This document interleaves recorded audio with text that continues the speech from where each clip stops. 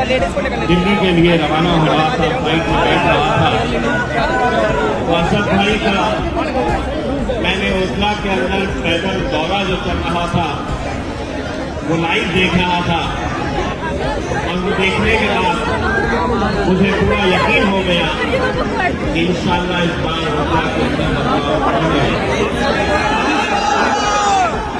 इंशाअल्लाह ओखला के अंदर यकीनी एक तब्दीली आने वाली है। मैं बड़े ही ईमानदारी के साथ ये बात कहना चाहता हूं, मैंने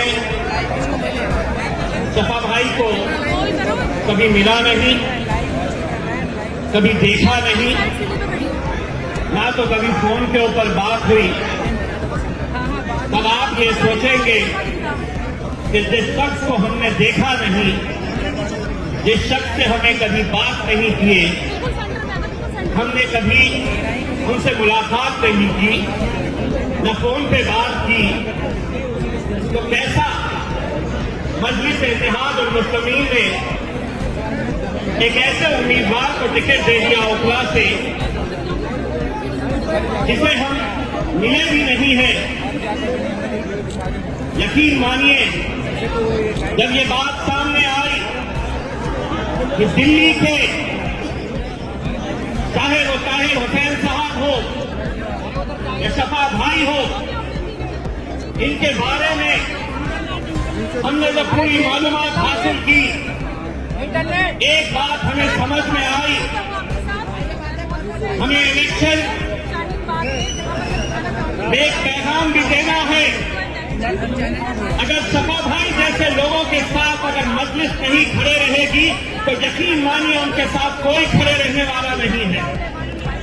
हमने ये देखा है,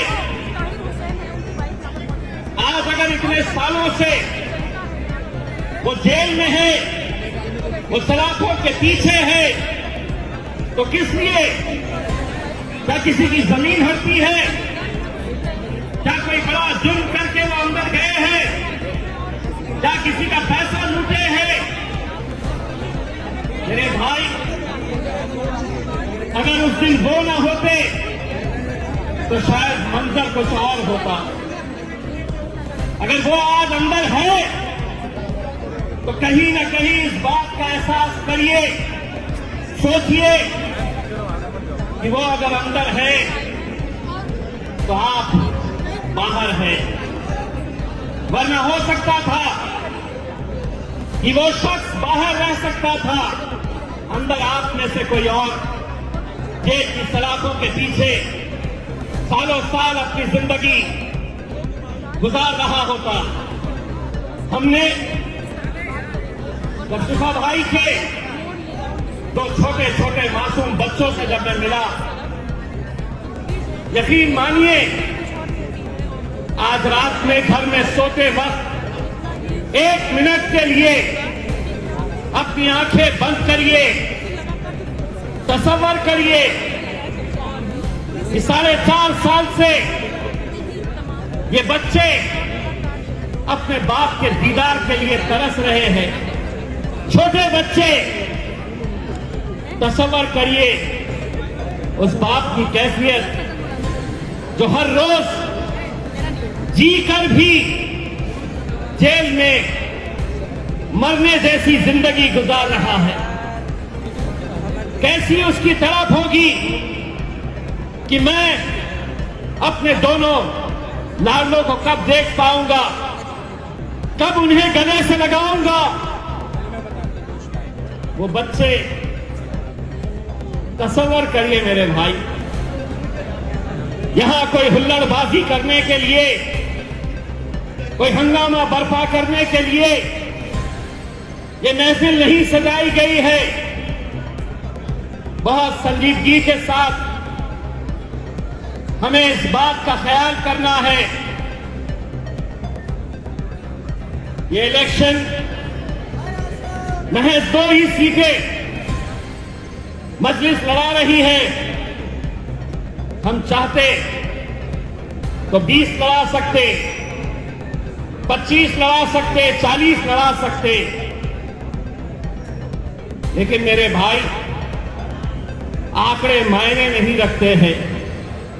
ऐवान के अंदर जाने वाला शख्स कौन है, कितनी मजबूती के साथ खड़े रहेगा, कितनी ताकत के साथ तुम्हारी आवाज से आवाज लगाएगा, ये मायने रखता है। मैंने अल्हम्दुलिल्लाह आप लोगों की दुआओं की बदौलत ये शर्फ मुझे हासिल हुआ था कि हिंदुस्तान की उस अजीम शख्सियत जिसे दुनिया जिसकी एक झलक देखने के लिए, जिसकी आवाज ऐवानों के अंदर गूंजती है, अल्लाह ने मुझे ये मौका दिया था कि मैं मेरे कायद बैरिस्टर असदुद्दीन अवैसी साहब के साथ पार्लियामेंट के अंदर जाकर के वो शर्फ मुझे हासिल हुआ था। अल्लाह की मर्जी दोबारा मुझे मौका नहीं मिला, लेकिन मुझे मालूम है दो की ताकत क्या होती है। वहां पे कितने और बैठे हुए हैं, कोई मायने नहीं रखता है। जंगल का हिसाब तो तुम जानते ही हो। जंगल में कभी भी गिनती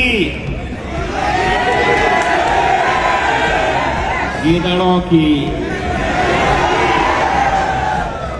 भेड़, बकरियों और कुत्तों की गिनती नहीं होती। शेर कितने हैं ये देखे जाते हैं। बहुत तकलीफ होती थी उन्हें कि एक शेरवानी से तो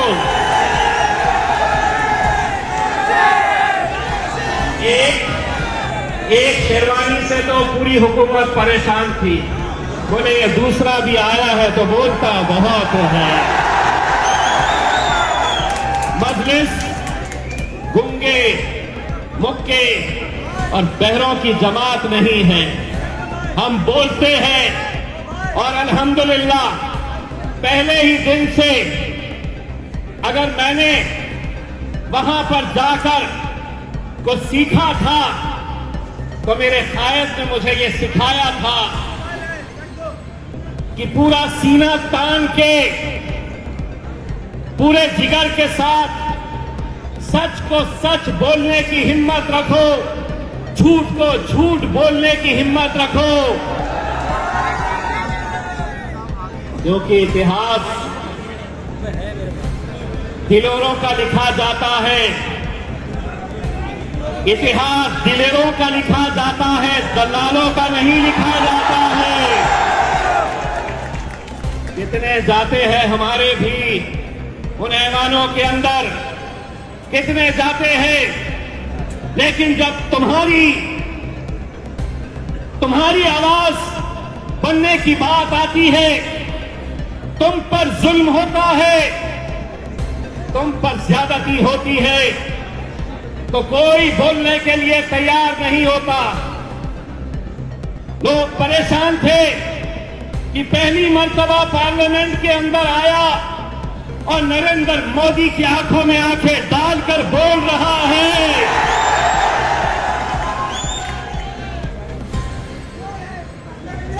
जब पहली मर्तबा बोलने के लिए खड़ा हुआ था तो अमित शाह बाजू वाले से पूछ रहा था।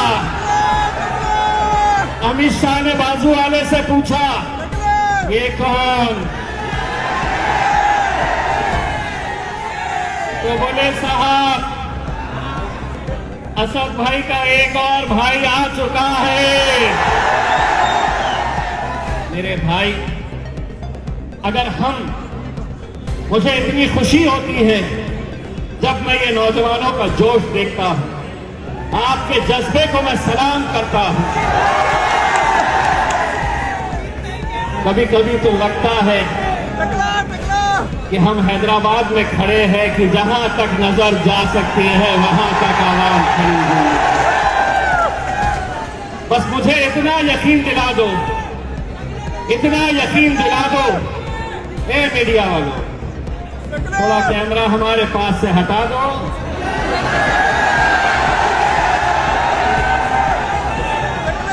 शिफा भाई को कितने लोग वोट करने वाले हैं, हाथ ऊंचा करके दिखा दो, वहां दिखाओ। हमारे चेहरे में कुछ नहीं लिखा है, उनके हाथों में है जो भी है। 5 तारीख के दिन इंशाल्लाह यही हाथ उठेंगे और जुल्म के खिलाफ एक पैगाम हम देंगे। जुल्म के खिलाफ एक पैगाम पूरे हिंदुस्तान के अंदर हम देंगे। सारों की बेल हो जा रही, सारों की जमानतें हो जा रही है। एक बात मैंने पहले ही जलसे में कहा था, आज एक बार फिर से दोहरा रहा हूं। शिफा भाई, आप ये मत समझिए या आप अकेले जेल में हैं। यहां जितने लोग हैं 5 तारीख तक इन्होंने सबने अपना नाम तब्दील कर लिया है। बोलो, तुम्हारा नाम क्या है? मेरा नाम क्या है? असद भाई का नाम क्या है? मेरे भाई,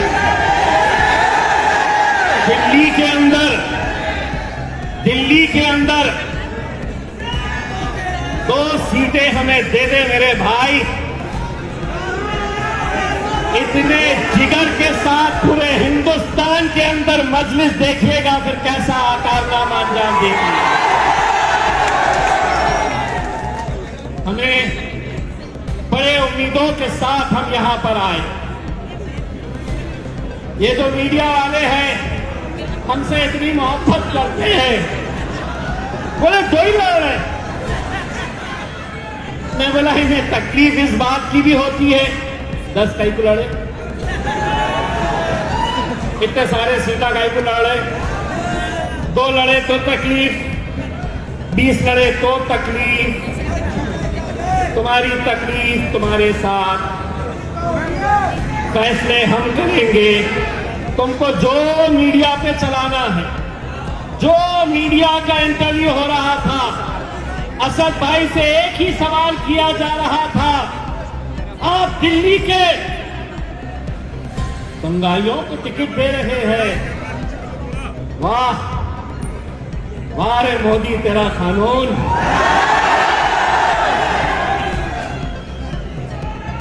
अगर ये दंगाई है तो एक बात अच्छी तरह से कान खोल के ओखला की आवाम से सुन लो। अगर तुम मेरे इन भाइयों को दंगाई कह रहे हैं, तो जिस पार्लियामेंट के अंदर हम बैठते थे, वहां पर हमने दहशत गर्दों को भी बैठे हुए देखा है। कौन थी?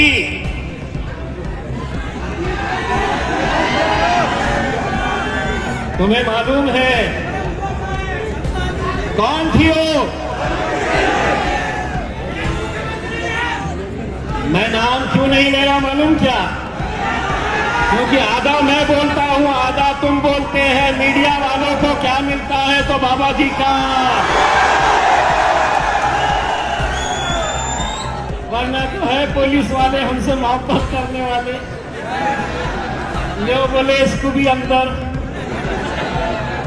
इसने उसको ऐसा बोला, हम कहां बोले, आधा हम बोले आधा ये बोले। ना हमारा कुछ होता ना इनका कुछ होता। मेरे भाई, मैं सिर्फ आप लोगों से इतनी इल्तिजा करना चाहूंगा, ये जोश को बरकरार रखिए मेरे भाई। कहीं ऐसा ना हो कि 5 तारीख के दिन आप वोट करने के लिए निकले, आपको बहलाने बहकाने, आपको खरीदने की भी कोशिश की जाएगी मेरे भाई। लेकिन इस बार आपका, आपके घर वालों का एक एक वोट, मैं तो ये कहूंगा कि शिफा भाई से ज्यादा उन दो मासूम बच्चों को देखकर आपको पतंग की निशानी के ऊपर मोहर लगाना है मेरे भाई। 8 तारीख के दिन जब नतीजे आएंगे, हम तो आपके बीच में नहीं रहेंगे, लेकिन अगर किसी ने हमसे पूछा कि कैसी थी ओखला की आवाम, तो हमें ये कहने पर मजबूर मत करना कि दिखने में तो इंसान थे लेकिन ज़मीर मर चुका था। ये मौका हमें नहीं देना मेरे भाई। मुझे पूरा यकीन है कि आप इस बार मजलिस को कामयाब करेंगे और पूरे हिंदुस्तान के अंदर ये पैगाम पहुंचाएंगे कि हम मजलूमों के साथ खड़े रहेंगे, पूरी ताकत के साथ खड़े रहेंगे। जिसको जो भोंकना है भोंकने दो, मजलिस खड़े रहेगी और इंशाअल्लाह आप लोग हमारा साथ ऐसे ही देते रहेंगे। बहुत बहुत शुक्रिया आपको।